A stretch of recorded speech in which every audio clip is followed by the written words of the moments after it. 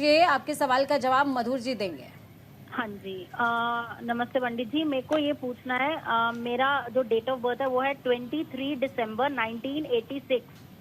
23 दिसंबर 1986। समय 1986। सुबह बताइएगा। 6:06। सुबह 6:06। हाँ जी। जन्म स्थान? दिल्ली दिल्ली। प्रश्न क्या है?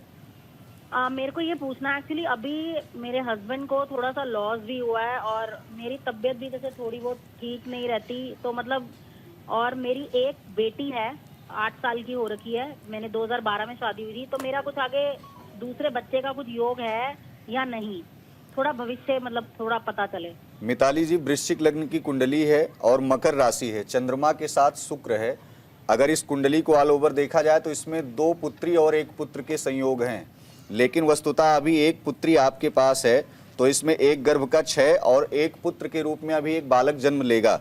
लेकिन वस्तुतः अगर समयानुकूल स्थिति को देखा जाए कि वह स्थिति कब बनेगी, तो 2023 के बाद से लेकर के गुरु की दशा प्रारंभ हुई है। गुरु की दशा में गुरु की अंतर्दशा आने के कारण से 2025 के मई तक अभी यथास्थिति है, यानी उसमें कुछ नहीं परिवर्तन हो सकता।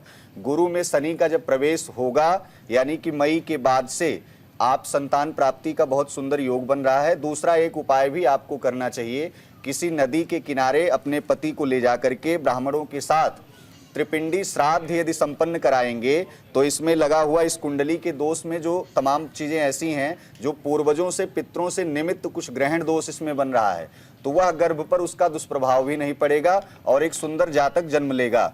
पति के स्वास्थ्य की बात अगर करें और आपके स्वास्थ्य की बात करें, तो अत्यधिक वार्तालाप की स्थिति में आक्रामकता या फिर अधिक बोलना ये कभी कभी हानिकारक हो जाता है, जिसके कारण विवाद जन्म लेता है।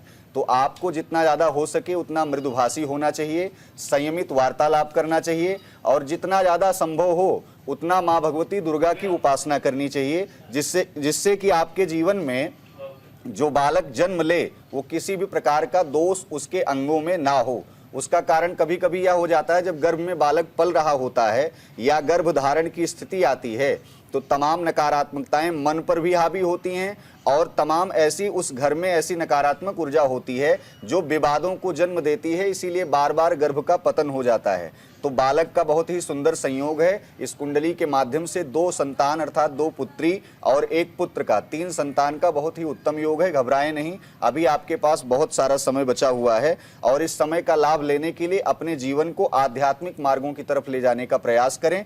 त्रिपिंडी श्राद्ध ब्राह्मणों से, वैदिक विद्वानों से अगर आप संपन्न कराएंगे तो यथावत आपके घर में कहीं न कहीं जो नौनिहाल होगा वो बहुत ही तेजस्वी होगा, जिसके अंदर एक महाराणा प्रताप जैसी प्रतिभा देखने को मिलेगी। जी, नेक्स्ट कॉलर हमारे साथ में